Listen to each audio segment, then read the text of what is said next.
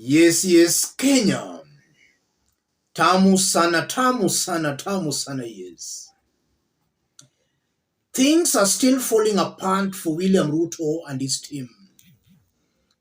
Any plan or initiative William Ruto puts in place ends up failing very badly.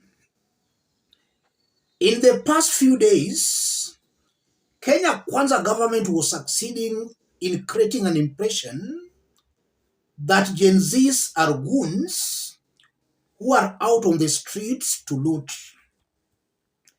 And that's because we've been seeing looting happening across the country.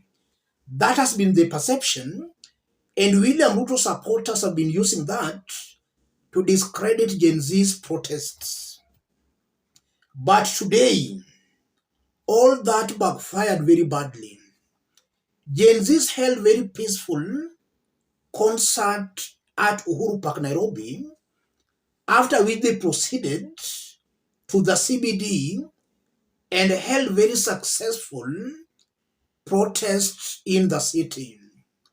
There was no looting done, no tear gas was thrown at anybody, and nobody was injured. The protests were very, very peaceful. Have a look at this before we continue.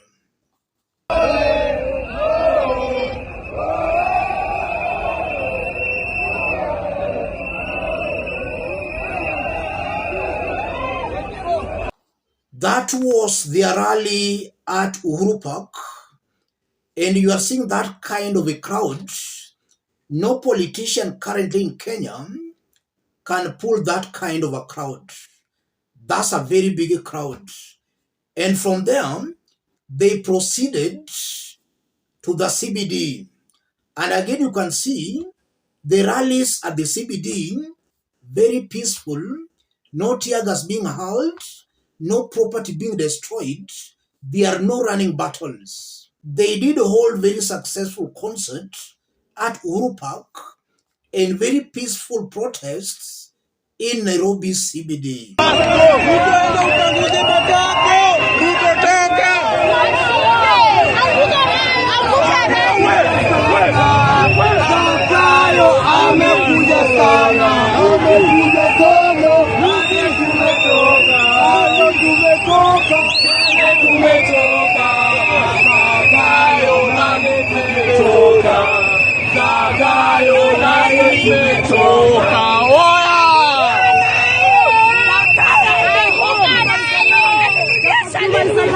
Ruto, let's go! Oya, wambeo motherfucker ni ashuke, ama tutamshukisha.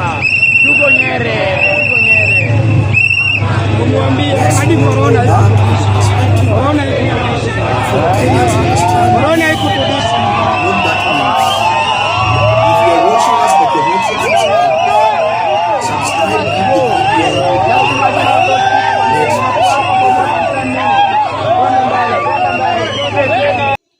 What does all that mean, ladies and gentlemen?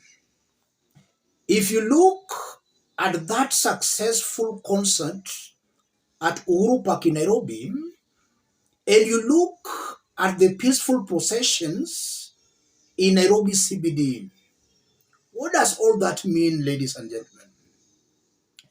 The first thing coming out very clearly, Gen Zs are not criminals.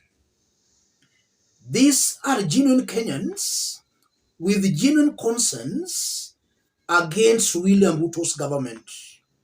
They are not criminals, as Ruto and his supporters are trying to create. That's coming out very, very clearly.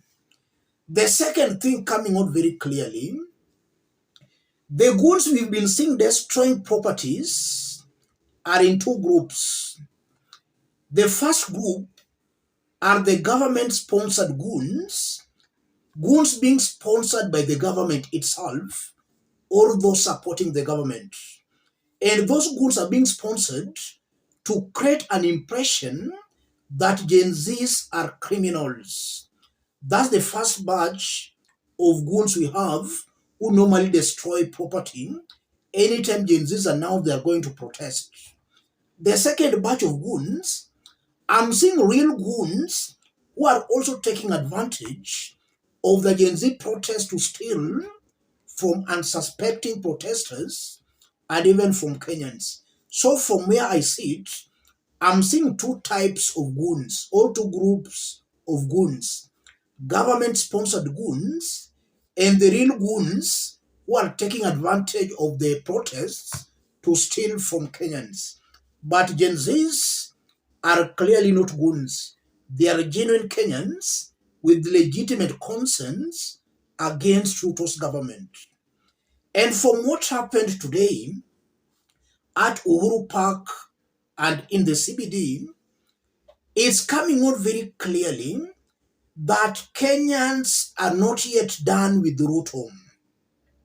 Even though Ruto has gone for X talks, dialogues, even though he has promised so many things, Kenyans, and in this case Gen Zs, they are not yet convinced. They are still just giving William Ruto time to see if William Ruto will implement the 14 demands they gave to him. But looking at them, they are still not yet convinced that Ruto is the best person to continue leading this country. And that's why you are hearing them saying Ruto must go. So again, it's exposing that Kenyans are tired, fed up of William Ruto's rule. And how I only wish William Ruto would listen to Kenyans and let him resign and go. A public office is not a private office where you must stay at all costs. If people have lost that confidence in you, the best thing a leader should do is to resign or to quit. That's a public office. Mr. President, Kenyans no longer have trust and confidence in your leadership. Please do the necessary. If possible, quit. That's what real leaders do. And also from that, it's coming out very clearly that the momentum is still building bit by bit. And that's something I keep on repeating in my videos. Revolutions are never a one-day thing. It takes time and patience. And just as we did see in Sri Lanka, something I keep on repeating here, it took 9 months there, 9 months of constant pressure on the government. And eventually in Sri Lanka, they managed to kick out the then president. In Kenya, I'm seeing the same trend. Gen Zs are piling pressure on William Ruto consistently and strategically. If William Ruto fails to listen to these youths and more so to Kenyans, then I'm seeing the pressure is only but going to build.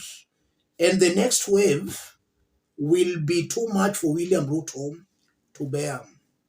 So if William Ruto is listening, let him implement the demands by Gen Zs. And one strong demand is for William Ruto to dissolve his cabinet. Let him not reshuffle, let him dissolve it.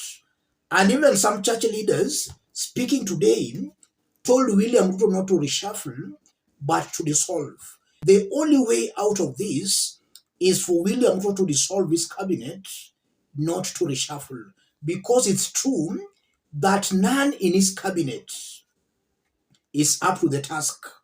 Most of them were people charged and accused of corruption, some murder, some rape, some various ills. So none of them is fit holding a public office. And even if you look at somebody like CS Education, a whole CS moving around funerals with the TSC appointment letters. So TSC has also been hijacked. Those are the individuals William Ruto appointed as his cabinet secretaries. Ruto has to dissolve his entire government. And as he does that, William Ruto should also crack on Rigathi Gachagua. Rigathi Gachagua is now becoming an embarrassment not only to the government he serves, but also to himself. We cannot have a top government official in a deputy president talking over shareholding government that if you never voted for us, don't expect much. William Ruto should move with speed in making sure Rigathi Gachagua is impeached. He's also a big obstacle to the rule of law and to good governance. And we still remember last year, during the demonstrations, he was the face of brutality in William Ruto's government. So William Ruto has to move with speed in implementing what Gen Zs are calling for.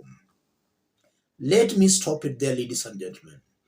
If you are watching us but you have not yet subscribed, subscribe, give the video a like. Those who are watching us outside Kenya, drop a comment, let us know from which part of the globe you are watching us from. If possible, subscribe, give the video a like. Thank you. God bless you. God bless Kenya.